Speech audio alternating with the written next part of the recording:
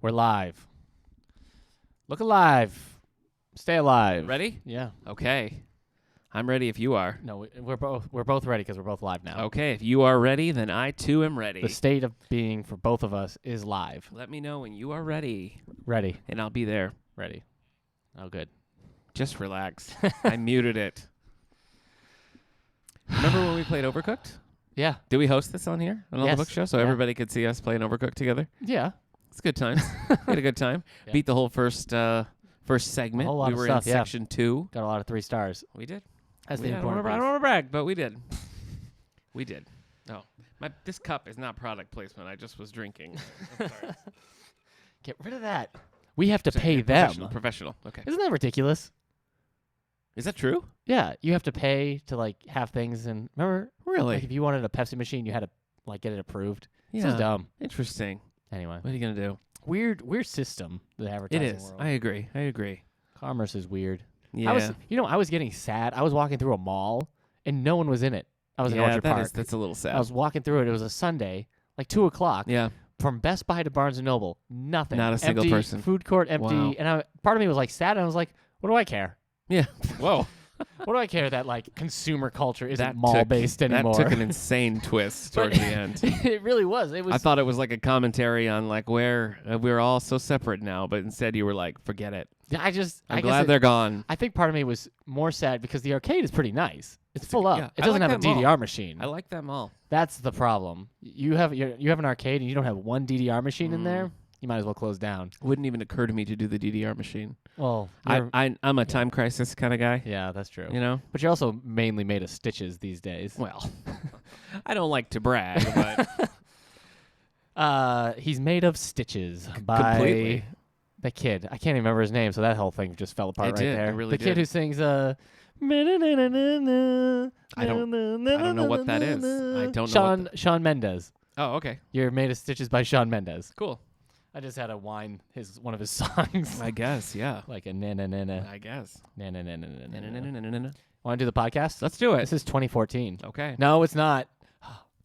Welcome to the All the Book Show, episode 214, recorded at the David A. Howe Public Library, where we talk book news, author news, and literary news. I'm Eric Michaels. I'm Nick Gunning.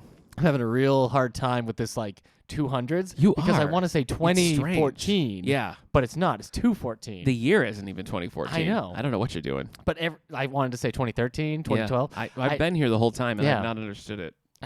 But it's just 214 or Yep. 214. One of the two. Oh, stressful. It is. It's a stressful way to start a century. A little bit. These 2000s. A little bit. I of mean, our we've been in episodes. this century for 20 years, but Actually, that's true because you suggested today's podcast. I did. And you were like, yeah, we just did it like last year. I'm like, no, this was years ago. Yeah. And you had a look, and it was like, what, episode 93? Episode 91. So 91. today, as we record, is International Podcast Day. Hi. And so we were talking about some of our favorite podcasts, and we thought, well, let's do it on the show. Let's do it on air. And we'd done this once before. And episode 91. And I thought it was last year, but no, I went in, and it was 2017, Forever ago. episode 2017. 91. So you can find that at soundcloud.com/allthebooks. 3 years ago. Or iTunes or anywhere you get your podcasts, episode 91. Yeah. So that's what we're going to be talking about a little bit later today. We've got some news and some bookmarks coming up here. Yeah. Anything for the good of the podcast before you get started? Huh. I shouldn't have given you this platform. I've been eating a lot more bagels in the morning. Really? Yeah. How's that doing for you? I guess it's good. It's like a quick breakfast. Is it? Do you do cream cheese? Or you're a butter guy, right? Yeah. Okay. My dog is on... Sorry I called you a butter guy. That's okay. My All right. beagle is on Apoquil. It helps with his skin condition Okay. because it stops him from itching. Right. He's been on it for a while. It's Okay. working.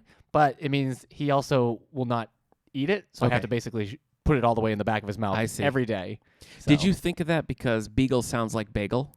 Yes, but also Okay. because one breakfast I almost took an Apoquil by accident. I remember that. I yeah. tossed it right in my mouth and then spit it Your out. skin had I mean, a sheen that day. I guess the You were glowing. problem would have been I wouldn't have been so itchy, which would be nice. Yeah. I'm always having to wear these mittens. I know you are. Yeah, but just to keep those hands from scratching. I had an interesting experience last week. It was Is it Apoquil related? No, it's not. Okay. In the morning, I had a meeting of the Directors Advisory Council, which is a group of directors from our system, Southern Library Tier system, up in Montour Falls, which is a very cool library. Okay. And then in the evening, You went out. I did. Congratulations. I know. In the evening, I was doing a thing at the Corning Public Library. Hi. Yeah. And what that was, the director there, Pauline Emery, was interviewed for a PBS show called Chasing the Dream. Hi, PBS. Which has since aired this past Friday. Ooh. And then I, Pauline, and another director from the system served as a panel afterwards just to take questions, talk about the episode, talk about the the services that library are doing and all that. So it was pretty interesting. It was a unique experience. I like doing that. Hey. And we did, yeah. Oh, keep going. No, I was just going to say we did get to talking about the podcast a little bit. You bragged about Mike Nesmith. I did talk about Mike Nesmith. Technically, Pauline, the Corning director, brought up Mike Nesmith, and I had to fill them in. Sure. But, so we got to talking about that. We had some questions afterwards where people seemed interested in the fact that, our library is doing a podcast. So if we picked up any new listeners, if you're tuning in after seeing that panel discussion in Corning the other day, welcome. Hi. Thanks for joining us. Hey, do you notice that, like, pet stores don't have ferrets anymore? Ferrets gross me out, so Okay. it's been a welcome Okay. change. A welcome change. All right. Yeah. Cool. That's it? Yeah, well, you kept saying Pauline, Pauline. and I thought about Along Came Polly, and they have a ferret Along in that movie. Came Polly. Okay. Yeah, the Jennifer Aniston, Ben Stiller movie. I've never seen it. Me either. Is it I've good? just seen a you ferret don't in the know. trailer. You've just seen the ferret. Yeah. All right. Well, stay tuned for our commentary on Along Came Polly. No, just kidding. Well, I guess this is Ben Stiller's like the guy here. Okay, he's heading down. All right, so It's he pretty good. likes That's coffee. We know he likes coffee. Probably what it would What do be you- like. Yeah, all right, what do you think he is in this movie? A writer? Oh. A doctor? I think he's like an accountant. An accountant? Probably. Okay. I was Yeah. going to say dentist maybe. That Boy. seems like a Ben Stiller role. Okay. We are talking more about this movie than the stars of this movie talked about it while they were filming it. He's a publisher. Oh! Anyway, let's open up the old books, find out what the bookmarks are. That was the sound of Very an good. old It was book. kind of a monster mash. Well, we're getting into It Halloween. was. Yeah. Halloween season. Yeah. All right. Technically, this should be I guess it's the 30th. Yeah. So next week will be our first Yep. spooky We're definitely getting episode. up there. All right. Well, let me tell you some of the things that I've been reading. I read. Okay. No, you don't want me to? No, go ahead. It's just While I was at that day where I was in Montour Falls in the morning and Corning at night, I read through the final 2 volumes of The Amazing Spider-Man Worldwide. So this is a series that I've talked about in the past. If you go back to our Spider-Man Week episodes, which were quite a few. episodes. Yeah. This is right around episode 202, but this one is just an unnumbered episode called Off the Books Spider-Man Comics. And I talked a lot about my love of the series That's Spider-Man. because we did a Spider-Man whole episode Worldwide. on Spider-Man. Yeah. And realized we didn't talk about We didn't talk about the at all. comics, yeah. And we interviewed comic book author Fred Van Lente as well. So that was a 3-part Spider-Man episode. But I was talking about how much I loved that series, and I've since finished it. So these were fun. These are volumes 8 That's and not 9. pandering. Well, I mean, the thing is... It looks like you had fun making it, yeah, Dan Slott. exactly. The Spider-Man Worldwide arc really kind of wrapped up in volume 6 or 7. And so these last ones just kind of felt like weird, oh, you're still here, we're still doing this, And so they were kind of fun Spider-Man stories. The final one, volume 9, is about Red Goblin, where the Green Goblin gets the Carnage symbiote, which is fun. I mean, the concept is interesting, but it had nothing really to do with the rest of the series. So like reading that as the final volume to me was kind of a letdown. I think you could just pick that up by itself and read it, and it would be fun, but I didn't love it. I'm sorry, man. Yeah, that's all right. Always that's makes all me right. sad when you don't like a comic book. I read with Spider-Man. Batman Going Sane. Did Batman go sane in this? Just kidding. Batman did not go sane, but the Joker does. Right. So, so this is an interesting one. This is an older comic, and it shares a lot of. I feel like the more recent story about White Knight. Yeah, about the Joker going sane, has a lot of the hallmarks that the author here originally kind of mined in this going sane arc, which is pretty interesting. Yeah. Have you read either of these? I've heard White Knight. I just downloaded the DC app. I'm going to yeah, give it I a heard, 7-day free trial to Nice. read these issues. Okay. It's harder to get these issues. It's been in print, but the trade hasn't been in print for a while. Yeah. So. Yep. But I think you just got it for the library, didn't you? Yeah, we did. Woo. We will have it for the library. That's pretty So sweet. this is pretty good, and we're going to be interviewing this author in the coming weeks, so we're excited about that. Kind of to tie in with the Joker movie, but I didn't know that was official. Oh, it is. Oh, yeah, snap. yeah. I He's would have confirmed. said. Yeah, I saw a David sweet Bautista. tweet about Craven's Last Hunt. I Yeah. was like, oh, I'm going to say something cool about interviewing, but I was like, maybe it's not No, official. he's confirmed. He said he's doing it. Right Nice. now he's in Scotland for a convention. So author of Spider-Man, Craven's Last Hunt, yeah, Batman going, many many things, comics. many things. Yeah, if you look through his Justice League Dark background, in a lot of ways. Justice League Dark. He's credited for the story for the animated movie even. Yep. So pretty prolific there. So we're going to be talking to him, like I said, in the coming weeks. So Yeah. I'd read a lot of his work before, but I hadn't read Going Sane. So, Uh-huh. but I enjoyed it. I think ittle be. I'm interested to see your take on it. I'm interested to talk to him about it. So those are the graphic novels. Going that I Sane read. is nice, but I like to go to California. I don't know what I was going to You're on fire today. thing. Is fire when you say things that don't really land? No. Oh, okay, then maybe not. I read Moon of the Crusted Snow. All right, so this is a novel that is set in Canada, and it's a tribe up there in like the Northwest Territory basically, and they're pretty cut off, pretty isolated. They rely on food deliveries and diesel deliveries and all that. They get a power outage, and then longer and longer between the deliveries come, and they start to accept that maybe the lights are never going to come back on. Maybe we're never going to get another delivery. Maybe we are just cut off. Right. And that's what the novel's about. Okay. Great premise. Oh my gosh, forget it. Okay. I'm just going to lie down. What were you going to say was adapted into? I'm kind of interested. Jericho. The show Jericho. The show yeah. Jericho. Jericho, which ran for a season and was canceled, came back for an 8-episode season. Mm-hmm. Ended on a cliffhanger again, was canceled. Mm-hmm. They brought it back as a comic book, which ended on a cliffhanger and was canceled. I'm mad Jericho, everybody. Jericho, yeah. Anyway, Moon of the Crusted Snow. Which wrestler was Jericho? Chris Jericho. Right. It's just his name. I don't really recommend this book. Oh, okay. I loved the premise, like the idea of them sort of slowly coming to realize that they're on their own, Right. and trying to figure out how to continue on in a society. The premise is so interesting. I need to figure that out too, man. I know you do. It starts really strong, but I just don't think it sticks the landing. I think you just get a little impatient, and it never, at least for me, I never felt very invested in it, in the situation of the characters, which is crazy because I love these kind of survival stories. Right. So I wish I could give it higher marks, but Okay. as part of our Hispanic Heritage History Month programming, we're doing our Around the World book club, which this month we're focusing on like Water for Chocolates. Pretty famous book. It's been made into a movie. Pretty popular. Remains popular. It's been out for a couple of decades, and it was not for me. Oh boy. I know. I'm 2 for 2. I feel bad about it, and I was kind of invested in it. The basic premise is that this man and this woman are in love, but he has to marry the woman's sister. Oh, sure. And then, heartache and deception ensue. And again, I wasn't really rooting for the characters. I wasn't really sympathetic to their plight. Right. It just didn't do it for me. And it goes in a direction that I didn't foresee and was not pleased with. Oh, so snap. I know Kate, our children's librarian, read it, and from our preliminary conversations, I think she and I are on the same page. So we'll see what the rest of the book club had to say. We So you have can an join us for that snap book club. alert. We do. Everybody. We do. Oh, snap. So that book club is snap. basically done, but we're going to be starting on our next. Snap.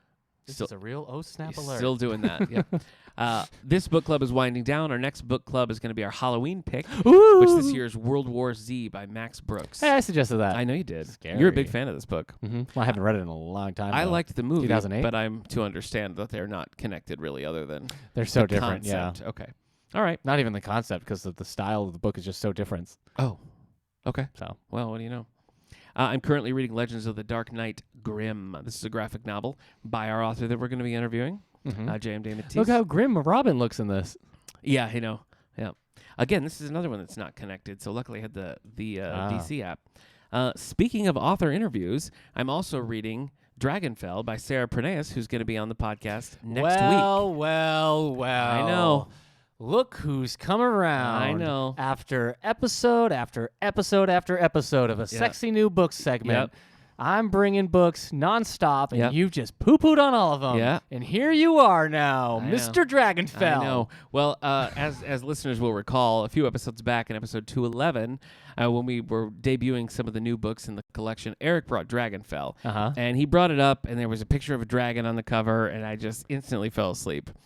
But then you started reading it, and I was like, well, what happens next? Right. Is the kid dragon touched? What's going on? Okay. You know?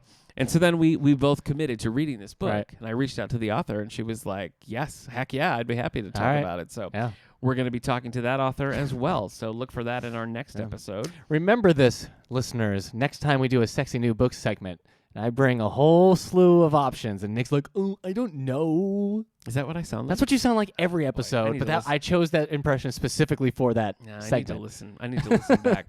I'm reading The Warning by James Patterson. Yeah, what's going on with you? You okay? You Yeah, sick? I'm fine. No, I'm fine. This is James Patterson and You're Robison burning Wells. This one I'm doing on audiobook. It was new on Overdrive and Libby. Ah. And again, I like the premise of it. And, I don't mind a James Patterson to kind of cleanse the palate every once in a while. They're simple, just what you're going to get. This one... Robinson Wells is a young adult author. Really? Yeah. Robinson. Right, Robinson Okay. Wells. He wrote like Feedback and Variant, Oh, Dark Energy. interesting. Okay. Well, that's interesting that you say that because actually I keep thinking this really should be a YA book because all the protagonists are teenagers and their relationship is kind of key. It feels very much like a YA. So I guess we see where that influx of focus is coming in. But anyway, this is about a small town. I think he might be the brother of Dan Wells. Really? Author of I'm Not a Serial Killer and Right. other such things. Interesting. This is about a small town, Mount Hope, that gets evacuated after a basically Chernobyl-style event happens. Not quite as severe as Chernobyl, but they are fleeing due to... brother of Dan Wells. A brother of Dan Wells, okay. So anyway, I'm really enjoying it so far. Okay. And actually, it does feel a little different because of the YA tinge. All right. So, Are you going to read Variant? well, maybe if I like this, maybe Okay. I will. I think we have a lot of his books, yeah. Okay. So that's it for me reading-wise. My wife and I have been catching up on all the CW shows. Mm-hmm. And so we just got to the Crisis on Earth X episodes of Arrow, The Flash, Legends of Tomorrow, and Supergirl. Not very good. That crossover was kind of a letdown. But we also watched the animated movie that kind of spun out of that, Freedom Fighters, The Ray. Based on... This is about Ray Palmer? No, not Ray Palmer. Just the Ray, who's one of the Freedom Fighters. A very old DC Comics character. Predates DC Comics. He's one of those... He doesn't have, like, limbs. Just hands, feet, Yeah, and a little torso. Yeah. He's also a manta ray as well. Oh, so a lot okay. No, it's pretty good. Pretty good, though. I liked that a lot better than I liked the crossover, so we were pleasantly surprised And by Uncle that. Sam is not in this. Uncle Sam is not, but the other Freedom Fighters are. Okay. Thanks for asking. Uncle Sam's powers are dependent on how patriotic the country feels? Yeah. Is that how it works? It? Maybe. Is that how he gets his Makes powers sense. in DC? Makes sense. Well, he's pretty depowered at the moment then. I also finished Overcooked 2. Nice. My wife and I have been playing through this game. This is a fun one because, it takes a lot of cooperation, and my son loves to watch it, so it's one we can all sort of do together. Do we have this in the collection, Overcooked? Not yet. Oh, well, we should. Okay. Okay. Fine.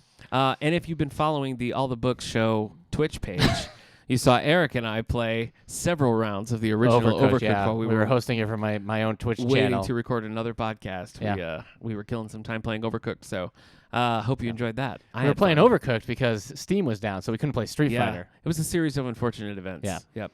For our Lemony Snicket episode, Oh, you have jeez. but to go back to episode. Do you know what it is? No. I'm sorry. I'm usually better about It having was a that rough ready. episode 'cause Episode 82. I sure did hate that book. You hated all Lemony Snickets. Just the one book. What have you read of Lemony Snicket? The one book. The first one? Yeah. Bad Beginning? Yeah. And you read one of the picture books, I think. Oh, as yeah. well. I might have liked the picture. That had my brother Steve and my sister Christy on it. Yeah. Christy was the only one who'd seen the show, the Neil Patrick Harris show. Have you seen that yet? No. Okay. And you're done with Lemony Snicket. Yes. That I would was say it. I never started. One and done. Okay. It's over before it began. Yep. Anyway, that's it for me, bookmark-wise.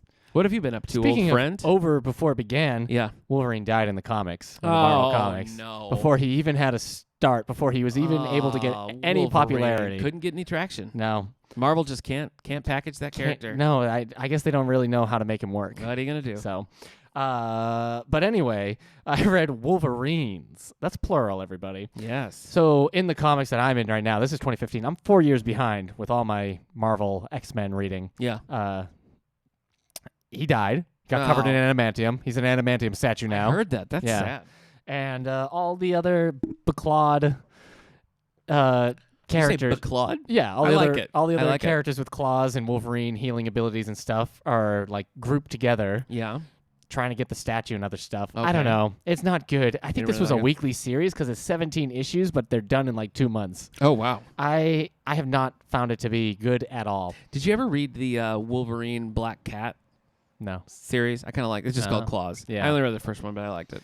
Well, this one's not great. I mean, I Okay. guess it. Yeah, I don't have much to say about it. I read. I started reading XForce. Ooh. The original XForce that happened right after Exciting New Mutants times. 100 by Rob Liefeld and Oh, you just stopped talking. yeah, I was trying to remember the name. Okay. Nikiza is the last name. I don't know. Fabian Nikiza. Oh, yeah. Okay. Yeah, yeah, I've read a lot of his he's stuff. a Marvel workhorse. Sure is.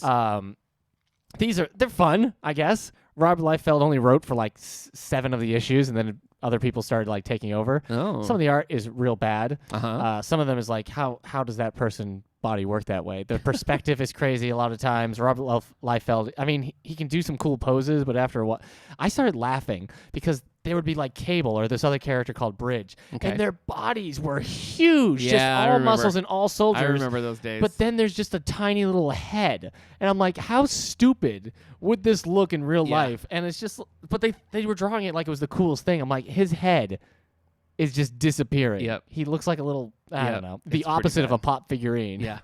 I love pop figurines. Well, think of the opposite. Okay. Anyway, the book's fine. I'm reading it because of my other stuff. But now I got to read Peter David's X Factor if I really want to get Yeah. into the I read some of that.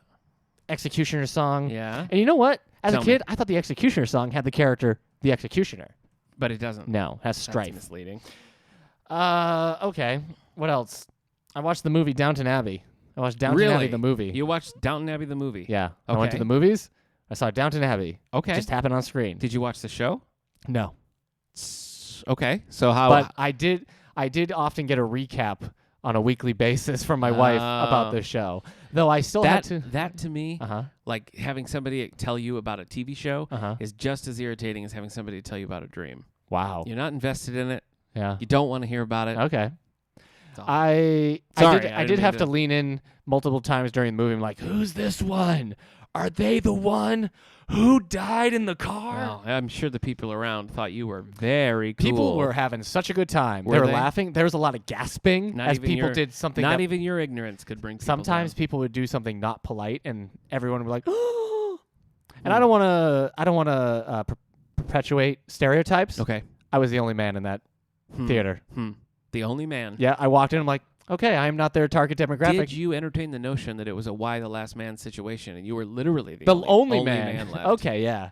Maybe. No, it was a Okay. Left Behind situation. Left behind. Like with Kurt Nicolas Cage. Kirk Cameron there? We're both too scared to say the author's name of whichever one. Nick Cage was in that new one. Supposed to be Yeah. one of the worst movies ever made. I heard. Yeah. I think it just takes Who place. did write? It's LaHaye, right? I don't- Jerry what? Jenkins and Tim LaHaye, I think, wrote the Left Behind series.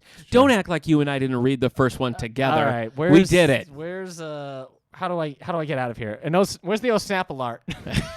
Oh snap! That's it. That's Oh, it for you, snap. bookmark wise. Yeah. Okay. That's it. I went to the Downton Abbey movie. I heard you did. That seems like a Yep. big deal. It is big deal. Big All big right. deal. Okay. Let's see. Shall gonna we talk move into some book news? Yeah, you were going to talk awards, I think. I am going to talk awards, but before I do that, I want to mention that a friend of the show, Wendy Corsi Staub, who sat down with us for an interview back at episode 155, her latest book is out right now called Dying Breath. So if you're a fan of Wendy Corsi Staub, check out Dying Breath. It's in bookstores now and in your local library, Woo! like the David A. Howe Public Library. We are a local library. right here, right now. To many people, we're local. All right, Eric, roll it. Was that the awards theme I just rolled? Yes. Sure was. We want to talk about the 2019 Rita Award winners. So these are the Romance Writers of America Awards. It highlights the awards of distinction in romance fiction and recognizes outstanding published romance novels and novellas. Do they have something akin to MTV's Best Kiss? They don't. They should. Yeah. All right. I'm not gonna do them all, but I'm gonna give you some of the highlights here. Okay. Okay. Romance novella. The winner was Bad Blood by M. Malone, and I don't think it's matches Malone. Right. The Batman alter ego, someone Yeah. different. Contemporary romance, long form, went to Long Shot by Kennedy Ryan. Young adult romance, any guesses? I know we have this book. Oh, we do? Yes. My So-Called Bollywood Life Oh, okay, by cool. Nisha Sharma won that award. Historical romance went to A Wicked Kind of Husband by Mia Vinci. Romantic suspense. What went kind of to husband is he? The wicked The kind. Wicked Kind. Romantic suspense winner is Fearless by Elizabeth Dyer. Mm-hmm. Paranormal romance. Do you care to guess the author Is here? it Briggs? No. Oh. The other You got one. another then. one? Who do you got? Who's the other one? Can you do it? Weird? What? Weird? And no, what is it? What is it? Paranormal romance winner is Dearest Ivy by J.R. Ward. And best first book, Lady in Waiting by Marie Tremaine. And finally, mainstream fiction with a central romance, How to Keep a Secret by Sarah Morgan. So you can find all of those and more at the Rita website, or the www.rwa.org. You can see the full list of finalists and winners there. And we have a great romance collection right here in the David A. Howe Public Library. Yeah. I think so. We got that sweet book, Some Like It's Scott. Yeah, Some Like It's Scott. Yeah. Yeah, but you always... That's a book that followed me, I guess, all the way from Florida. Yeah. I came back. I had saw that title. I was like, that's a hilarious title. It is a funny title. I came back up here, started working here. I was like, there was this book called Some Like It's Scott. Yeah. The title's so funny. Yeah. And then we went to a thrift store, and there it was. There it was. We added it. Had to buy it. Checked out. Yeah. And actually, I later ordered another book called Some Like It Scott, which was about like Scotland. Highlander. Yeah, Scottish Highlander. Yeah. So, I'm a sucker for these kind of titles, like all the cozy mysteries. Yeah. Like I once bought a book because it was called Scam Chowder and had clam chowder on the front. Great. Yeah. So I mean, what are we gonna do? Not buy it? That's crazy. That is crazy. Yeah. Anyway, that's it. That's for why the, malls are dying. 2019 Rita Award right there. Yep. All right, bestseller list. The Rita Perlman Romance Award. Rhea. Her name is Rhea. Who am I thinking of? R-H-E-A. You thinking of Rita Wilson? Rita Wilson Romance Award. Okay, that makes more sense. Yeah. Tom Hanks will be playing Rita Wilson in Really? that film. He only plays historical figures now, so Yeah. I guess that makes sense. All right. Oh, we're doing the bestsellers list. I think we You should. said that out loud, I and did then say I it. I acknowledged said it out loud, but I said didn't it right out actually loud. connect it. All right, the hardcover fiction for best... No, wait, I said that wrong. The best-selling hardcover fiction for adults. Yeah. There, I got to it. Is the... What's number 10? I feel like this one's been here for a while. Yeah, Louise Penny, A Better Man. Yeah. Is that a song? A Better Man? Yeah. Probably a country song. Oh, I thought it was like a 60s song. I need a better man. I would listen to that. It sounds good. Thank you. Number 10 is A Better Man by Louise Penny, the 15th book in the Chief Inspector Gamache series. Gamache. Okay. That's what Gamache's older sister always said. Gamache. You think they have different last names? They could. Yeah. Number 9, The Titanic Secret. You know, it'd be funny if it's not just about the Titanic, but the secret's just so big. Yeah. They're like, this is a Titanic Oh, it's a huge secret. Yeah. Clive Cussler and Jack Dubreuil, the 11th book in the Isaac Bell series. Dirk Pitt, still alive, hopefully a little less misogynist. So it's the Isaac Bell series, but Dirk Pitt is in it. Yeah. Interesting. He finds a document that brings a mystery from 1911 back to life. Wow. Turns out it was the iceberg all along. I read a really good mystery set on the Titanic. Yeah? I can't remember what it was called. I'll have to look it up because I really like that. Was it Sherlock Holmes and the Big Titanic Mystery? No, it was like a mystery writer was on the Titanic, and it was based on like something that was really found on the Titanic, and somebody spun out a whole story about it. Okay. I'll see if I can find it. Is it the Hardy Boys on the Titanic? You're gonna have they to both stop. dress like women to get onto Please the stop. lifeboats? Please stop. I don't know about this, Billy. You need to let it go. I don't know what the names are of the Hardy Could Boys. be the Titanic murders. I don't think so. That just means really big murders. Yeah. Who was the one who said we had a really big show? We got a really big show. Oh, really- right. Yeah. Yeah. Oh, come on. Mhm. Ed Sullivan. Ed Sullivan, yeah. Ed Boy, Sullivan's I'd like to murdered. apologize to our listeners that I couldn't. Number 8, couldn't come up new with this that. week, Read at the Bone by Jacqueline Woodson. The long-lasting decisions young people make are explored through the history of a Brooklyn teenage family. I just read an excellent Jacqueline Woodson children's book Okay. called The Day You Began, and it was really nice. It was about being different and trying to fit in and everything. My son Okay. really liked it. Nice. Yeah, thanks. Number 7, Killer Instinct, not the Super NES game, by James Patterson and Howard Ruffin, the second book in the Instinct series. When an act of terror strikes New York, Dr. Reinhardt and Detective Nedham go after a sociopath. Just say a person at that point. I mean, everybody's a sociopath these days. Number 6, The Oracle by Jonathan Kahn. A traveler discovers mysteries hidden behind 7 locked doors. So, Nice. yeah, welcome to the House of 7 Locked Doors. Hey, before we get too far from the Titanic, the book that I read and enjoyed was called The Titanic Murders. It was by Max Allan Collins. And coincidentally, I just read on the DC app his Wild Dog series, Max Allan Collins' Wild Dog series. Oh, yeah. The Titanic Murders, great. I really loved it. Wild Dog series, garbage. That's all. I think another boat got the distress call from Titanic and was like, he just didn't do anything I about don't it. think, yeah. If film is to tell us anything, it's that, because that does happen. Yeah. Do you know that a woman who survived on the Titanic did the movie Night to Remember? She was in it? Yeah. Really? She starred in the Titanic movie. Yikes. No, thank you. No. Number 4, A Land of Wolves by Craig Johnson. A whole land of them? Longmire. Back from Mexico, Sheriff Longmire must deal with a wolf and a killer on the loose. A wolf and a killer. A killer wolf. Yep. So Killer wolf. wolves are dangerous. Are they? Yeah. Oh. You can't really domesticate a wolf. They're tame is about as far as you can get. And even then, they're ready to slit your throat. Interesting. Number 3, Where the Crawdad Sings by Delia Owens. A woman who survived alone in the marsh becomes a murder suspect. Still going strong. My wife is going to become a murder suspect if you keep disparaging the book. I don't disparage it. I'm just saying. I don't disparage I'm going to be it. on the stand having to It is, like I said, it is. I mean, now you've called me out and I have to explain myself. It is like immensely readable. Like you sit down and you just pound through it and it's really interesting. It's just one of those ones that it lacks some refinement. And if you're like really going to look at it closely, I think there's also, if you like pull a couple of threads, you're like, what? So that's all. I don't think that affects like how you enjoy it. I just think like objectively, it has some inherent weakness. Your Honor, I warned him. I'm sorry. And he kept pushing, and one night she just borrowed the car, and I never saw either of them again. So That's scary. Margaret Atwood is at number 2, The Testaments, in the sequel to The Handmaid's Tale. Old secrets bring 3 women together as the Republic of Gilead's theocratic regime shows signs of decay. I keep seeing theatric. It's a very theatric regime as well. A lot of pageantry in this. This is Margaret Atwood's Money, Please. Number 1, The Institute by Stephen King. Ooh. What? Stephen King. Oh, okay. Children with special talents are abducted and sequestered in an institution where the sinister staff seeks to extract their gifts through harsh methods. I was wondering why I said something about Mr. Sinister from the X-Men last week because I could not remember. It's this. It's because of that sinister staff. He's in there. He looks like a regular person, but every time he moves his bangs a little bit, you see the little red diamond on his forehead, and then he brushes his hair back, looks at his clipboard, like, oh, I guess I'll be right back. Oh. I mean, you kind of made Mr. Sinister like Kelsey Grammer. Yeah. There's a little bit of Oh. that. But then he pops his head back and is like, genomes. And then goes away.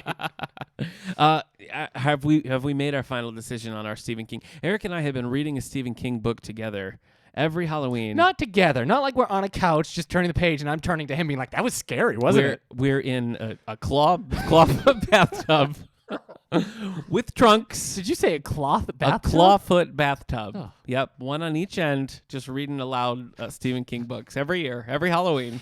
Wow. I'm going to cut out that imagery. But have we decided what was it for? Now, let's go. What are the ones we've done? We started with The Shining. Yeah.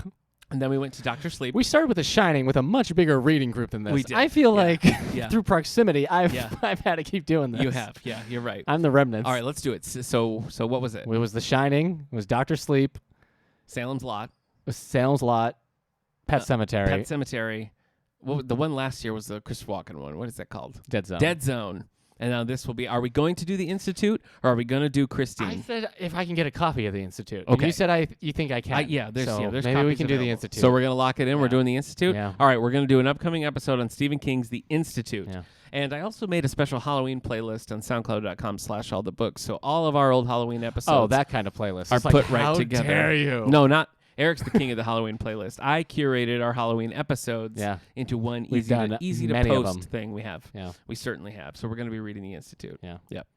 Okay. October scares you, doesn't it? Like the whole month? No. You're always like, I'm afraid. No. Oh, okay. No, I don't get why. Like you go to Target and like ghost pops out. Do you want to share the story about the ghost terrifying your son? Yes, I do. All right, thank you for asking. My son, this is about 2 years ago.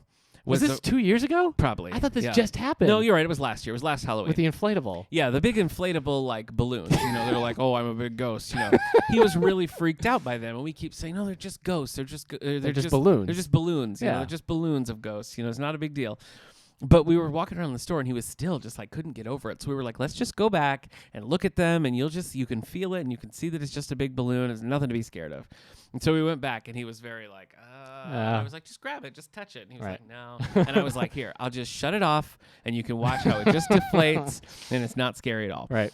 So I shut it off, and the thing with its arms out, instead of just like going collapsing like a balloon would, it bends at the waist and just lurches over him with his arms coming in, just going. And I've already committed. We've set aside money for the therapy that we're going to have to pay for this because that's wonderful. It was horrific. I mean, the way it all came down, it was really like I was just tormenting a 4-year-old child. Not my finest hour. But this year he's decided he's not afraid of them anymore. So. Oh, he's come to you and said, Dad, he's come out and said, I'm afraid of no ghosts. Yes. Yeah. That's what he said. Are you going to try watching the real Ghostbusters cartoon?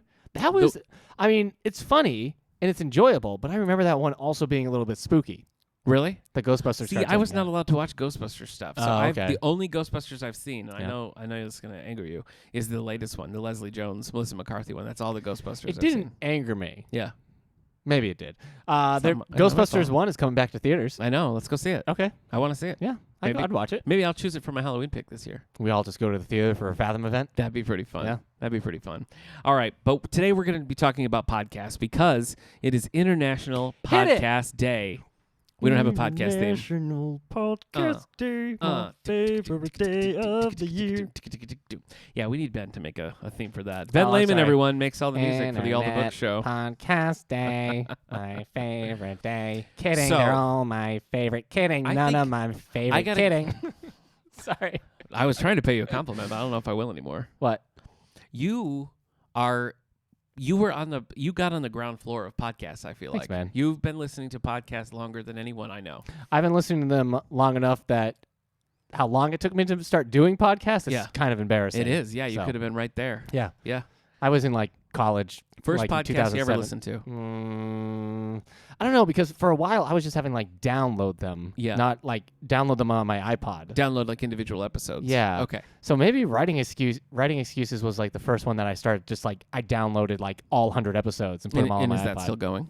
Yeah, I think it's still going. Yeah. Nice. You don't listen to it anymore? No, I've listened to it for years, but yeah, I've fallen away. Too good for it now. No, wait, yeah.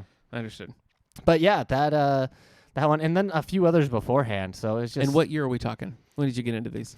Like 2007, 2008. That's early. Yeah. I mean, that's pretty early right there. Yeah. So you're pretty hip. Thanks, man. Yeah.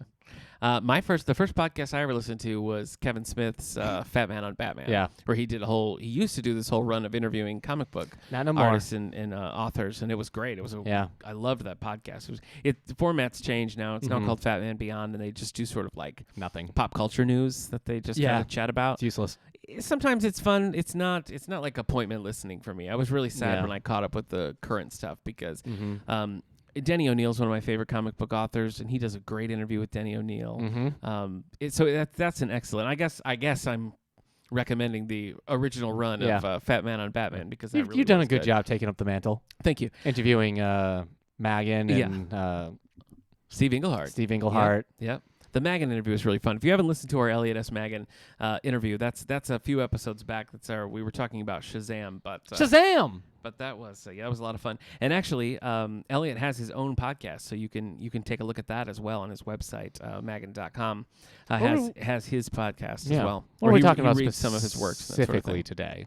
Today, yeah. we're basically doing our favorite podcasts at the moment. So some podcast recommendations. The ones I picked, I'm like, I hope I didn't talk about this last time, but like you, I didn't realize it has been so long that some of the episodes, some of those podcasts I don't necessarily listen to as much anymore. And so I I hadn't mentioned these ones before. Elliot Magan's podcast is Elliot Makes Stuff Up, if you're curious about that. And the episode is episode 189, Shazam Spotlight with Elliot. Shazam! Yep. So yeah, Fat Man on Batman was my very first podcast, and then I branched out quite a lot there. My wife is very into podcasts, and she was there before me. So some of the ones we don't have a lot of the same taste, but occasionally we'll like kind of overlap with the podcast that we do. I don't know what happened. Like right after writing Excuses, maybe I was listening to like the Q&A with Jeff Goldsmith, which was interviewing. I was just trying to find like fun like stuff about interviews with screenwriters and movies and stuff. And so I listened to a whole bunch that I just never went back to. So, but once I got my iPhone and I had like an actual store where I could find podcasts, it became much easier because I really was just like looking online and downloading them to my iPod. Wow. So like a pioneer. Thanks, man. Look at the pioneer days. You probably don't want me to mention this, but if our listeners don't know, what do you think the Dahmer party of a whole podcast pioneering would look like? Not good. Nothing you'd want to see. Sorry, can I talk about your podcast network? Can I talk now? Eric has a podcast network called the Radio Meanwhile Network, which has several great podcasts on it. I sure do. So they are Three Nice Things, where they take a bad movie and try to find three nice things about them. I've been on a couple of these. A couple of them have broken my brain. Some, I kind of realized maybe I sort of like Batman and Robin. You've got Is It Classic, Does It Rock, where you go through a discography, album by album. Yep. You finish Cream. You started Led Zeppelin, and now you're on to... We're taking a break with Led Zeppelin, and now we're talking Hendrix. Yeah. All right. And then we're going back to Zepp. Well, I'm on one of them. We used to have Nostalgia Me This on there, and now Kendra Mickles and I are hosting a Beverly Hills 90210 rewatch podcast called 9021 Here We Go. Yeah. I love 90210. Kendra's never seen it, and so we're just kind of going through episode by episode. The one that's on my list... that is one of my appointment podcasts, and not just because you're my friend and your co-host is my wife, but it really is one of my favorite podcasts to listen to. Is this true? It is. Wow. It's the one that like it comes out and I just download it and move it to the top of the queue. Wow. And it's called Previously on XMen, and they go through. So it rotates between you do the movies, you do like a comic book or a creator spotlight, some author interviews, and then you go through the animated series. Yeah. So you've done Pride of the X-Men, you're working on the classic 90s, and you've done the original trilogy. We finished the original trilogy. X-Men Origins Wolverine. Yeah. So that's a really good podcast. If you're an X-Men fan, you're going to find all sorts of things that you didn't know. I think if you're not an X-Men fan but are familiar with the movies or have like a vague memory of the characters, I think that you guys do a good job of like bringing people into like, here's what we're talking about and here's what the characters are. So I think it actually works pretty well if you're like a hardcore X-Men fan, or if you're just kind of like, yeah, I know the X-Men. Where do you find that? Like, what's the best way to do that? I just subscribe on my podcast app, but is that... Yeah, it's on iTunes, it's on Spotify, it's on YouTube. Probably the easiest way, but for the most part, it should be wherever you get podcasts. Search it in your... What? You just use iTunes, right?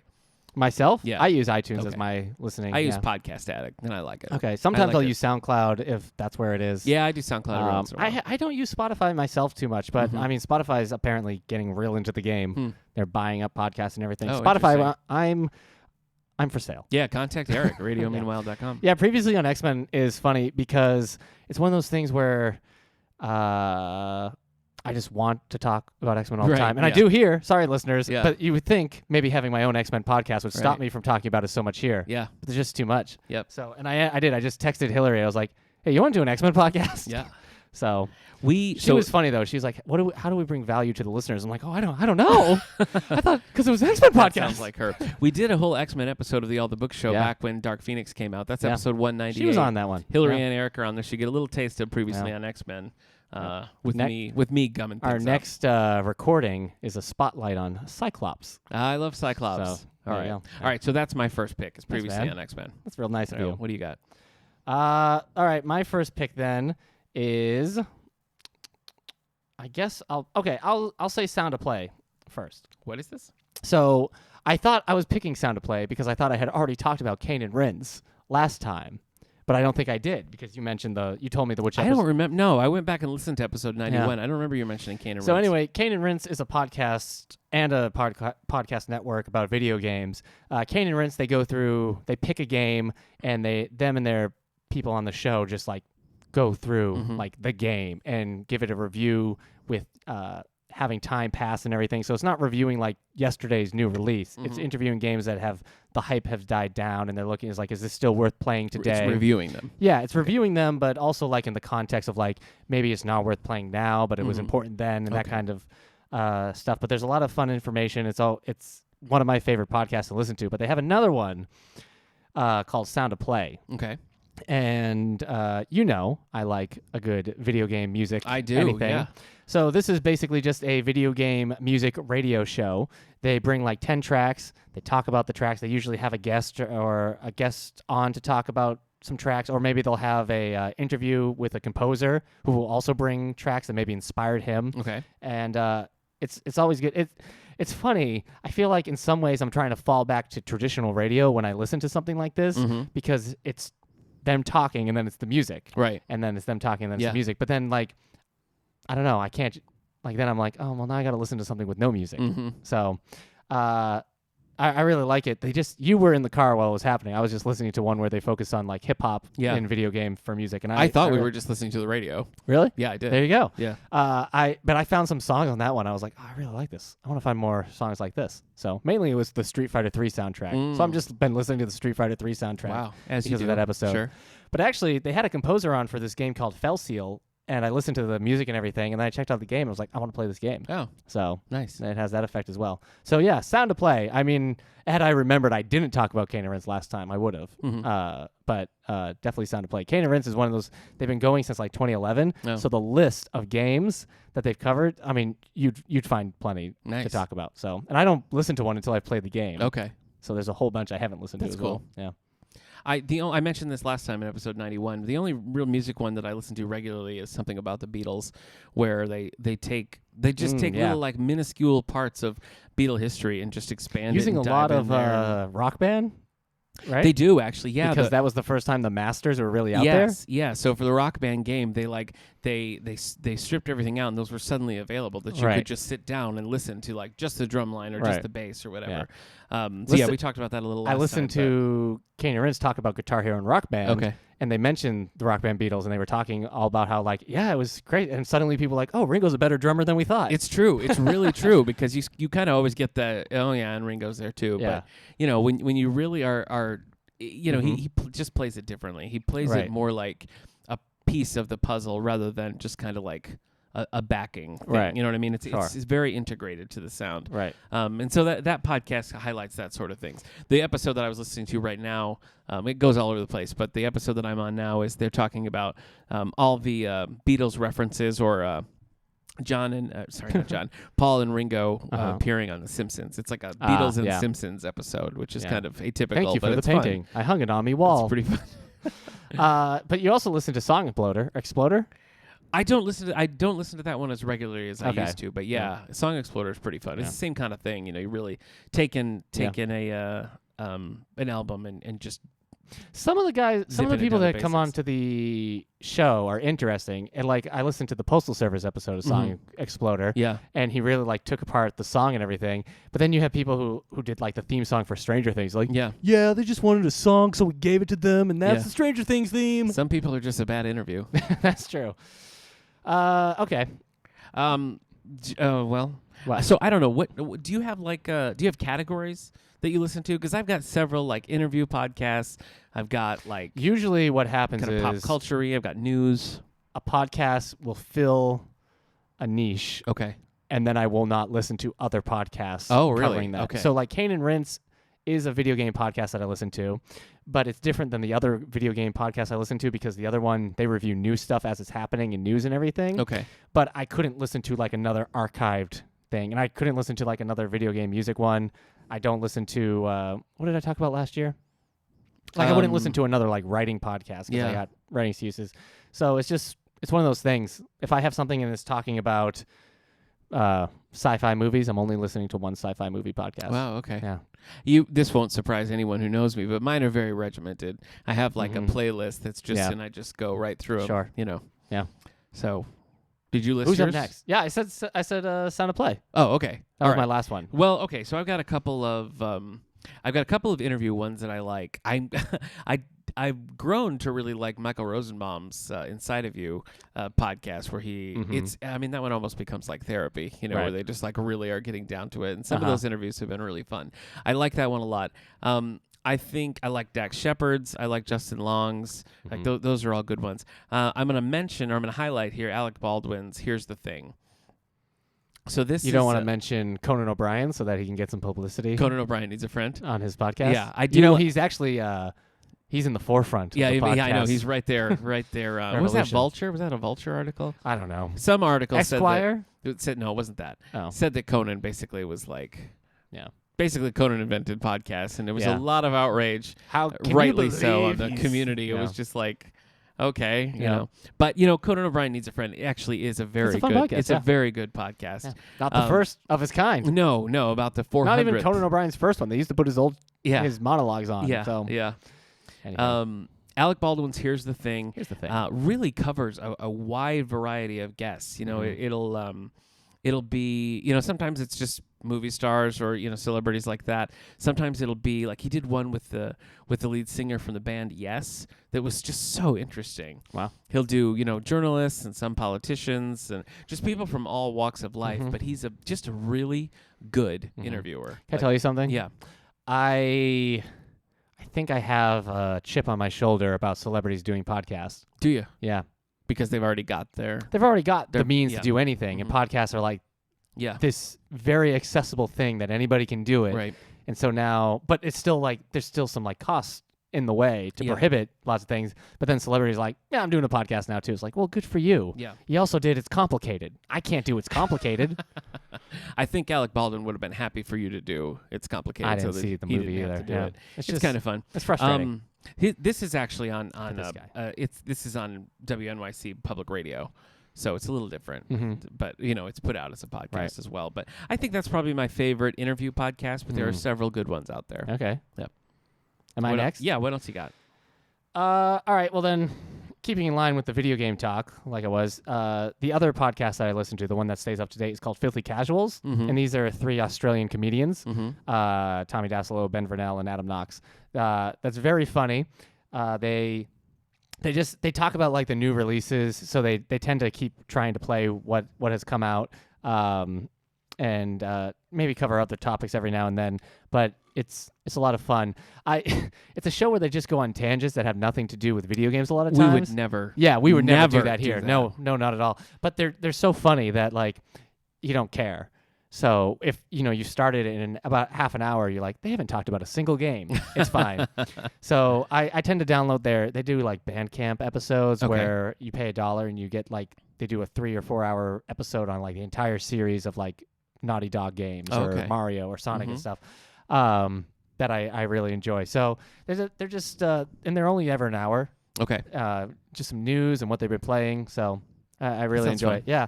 Actually, I found Kane and Rince because one of them on Filthy Casuals was listening to it and kept mentioning it. So I'll check it out. Interesting. Yeah. Last time we did this, you were very reluctant to mention any of your Australian podcasts because they were too dirty. That was probably Filthy Casuals. Okay. Then. Yeah, Filthy Casuals and maybe Do Go On was one. But Do Go On, it's not on my list today, but that's a very funny Australian podcast. My wife likes that podcast. That's my wife's. I'm not hip enough. Yeah, that's Kendra's favorite podcast of all time now. And I think she finally convinced your wife Hillary to listen to it, and now they're both fans. Yes, they are. So I was listening to Do Go On first. Good Kendra, for you. Good for you. I had her listen to it. This is one that I've made you listen to a couple of times, and that's the Ron Burgundy podcast. Yeah. So it's Will Ferrell in character as Ron Burgundy with Carolina Barlow as his co-host on that. Is she somebody outside of the show? I don't think so. Okay. So he stays in character fully as Ron Burgundy the whole time. And it seems like it shouldn't work, and yet it does. Especially because it's not an interview podcast traditionally. Right. It's just sometimes they're like, we're in my garage and it's haunted. Yeah. And it's like, that seems dumb, but it works. Yeah, it totally works. It's the kind of stuff that when I was like first doing stuff on YouTube, like I would have like tried to think of a video like, what if we were doing a thing where we're in a haunted basement and stuff? And Ron Burgundy's just doing it. I'm like, well, because Will Ferrell's so funny. Yeah. So yeah, but it is not traditionally an interview podcast, but he does have guests. The Poetry Month one with Peter Dinklage is hilarious. Yeah. I just listened to one in this current season. Well, he said Kamala Harris on, and I just listened to one that he did with Doris Kearns Goodwin, who's a presidential scholar. She wrote the book Team of Rivals, which was the main inspiration for Daniel Day-Lewis Lincoln film. Right.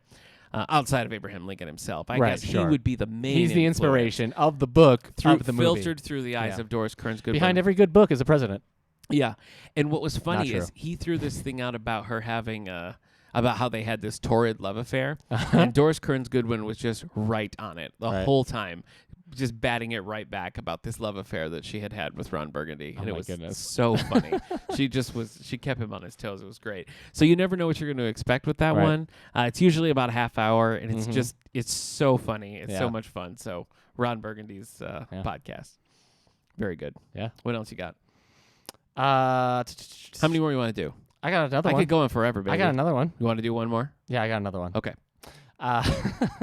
The other one I have is called the Avengers Own. This has been going on for a while. In fact, it's even changed. It was the Avengers Own, and now they're doing other games. But basically, it's three brothers and their dad playing Dungeons and Dragons, and it's very funny. Oh yeah, okay. I kind of found the start to be a little slow because he had to like explain the rules and everything. The dad has never played. I'm not sure any of them had ever played Dungeons and Dragons, but it kills me. I was driving home one time, and there was scenes that they were doing, and I was just in tears. I was laughing so hard, because like the brothers are just so funny. They just like do these jokes and just stick to them, and it just cracks me up. And there's like, it's not a podcast I think you need to know anything about D&D for. It really is just a comedy podcast. It almost feels like a scripted podcast, but it's all improv because of D&D. I've been thinking I'm a little frustrated with myself these days. Okay. Because all my podcasts, including this one, yes, though I love them all and I love doing them. Yes. Go on. Bop, bop, bop. There we go. What just happened to you there? Nothing. I was just taking care of something.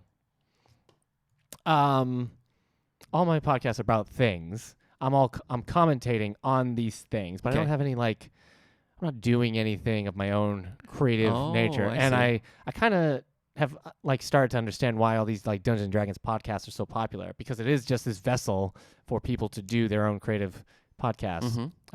That's not just them talking about whatever. So it's interesting. Yeah. I could see that. Yeah, I could see how that would be a thing. I mean, it's a different experience, I think, because even though you're adding original content, you still are kind of going off of something that has been done by somebody else. Right. So yeah, I could see the appeal of that. Thanks, man. You going to start a new podcast? Is that what you're saying? I don't know. It's not cheap. Interesting. Oh, that's true. Yeah, that's true.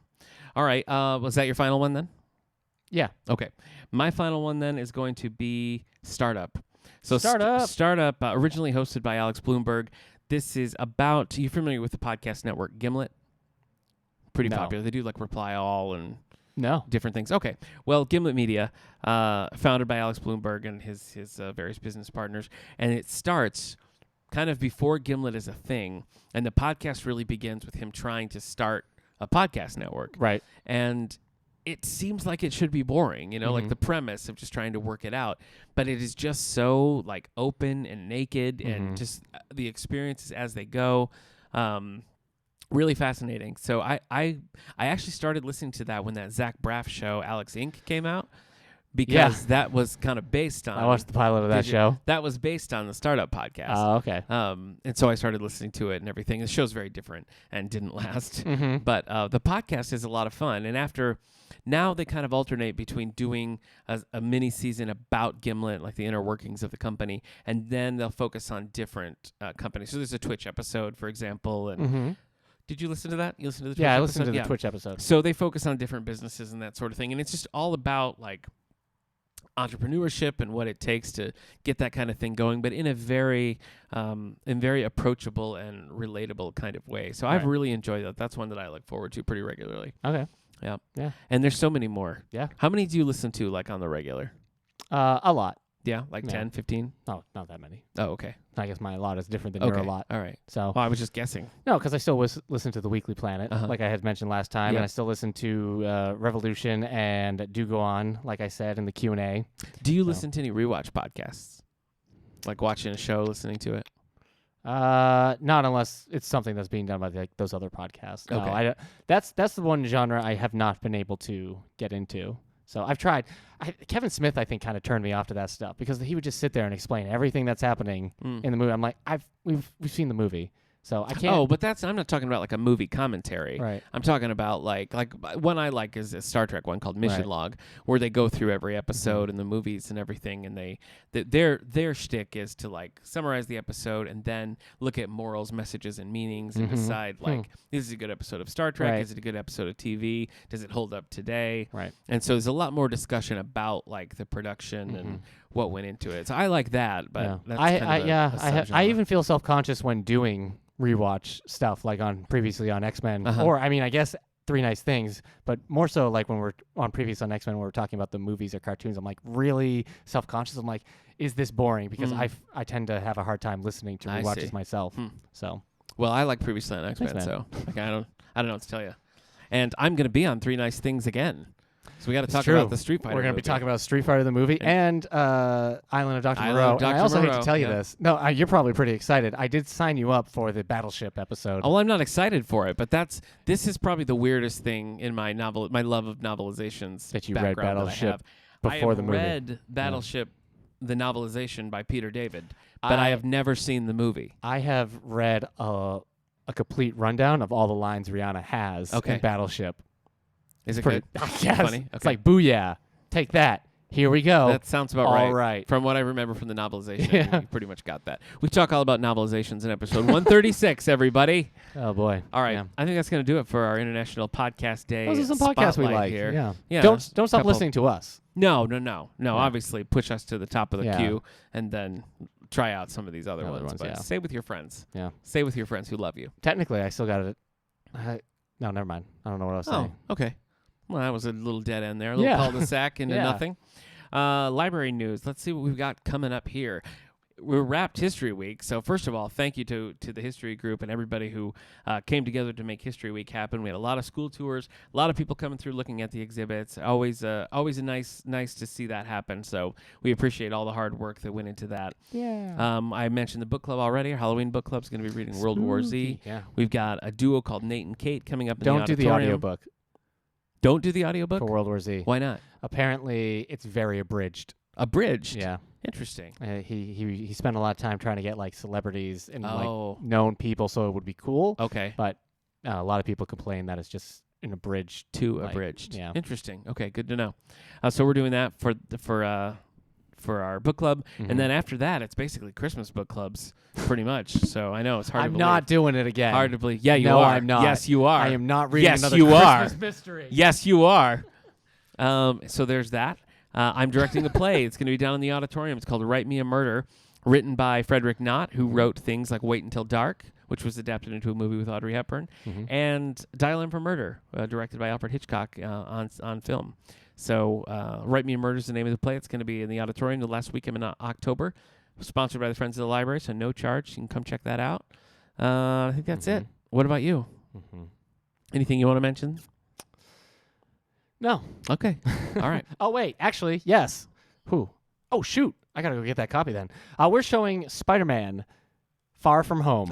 October 4th. Nice. That's this Friday at 4:30 p.m. for our after-school matinee. Unless Sony and Disney somehow change their mind and they go. Then we can't show. They go and confiscate all DVDs. I don't know. I don't know how that works. So we're showing that movie. Be a good time. It's a pretty good movie. Yeah. I need to watch it again because I watched it on the 4th of July and there were so many fireworks that I only heard maybe 20% of that. You saw movie. it drive-in. I did, yeah. And seriously, it was like probably in all seriousness, it was probably like 50% of that movie was. I was like, what? Oh yeah. So I got to see it again. Got to see it again.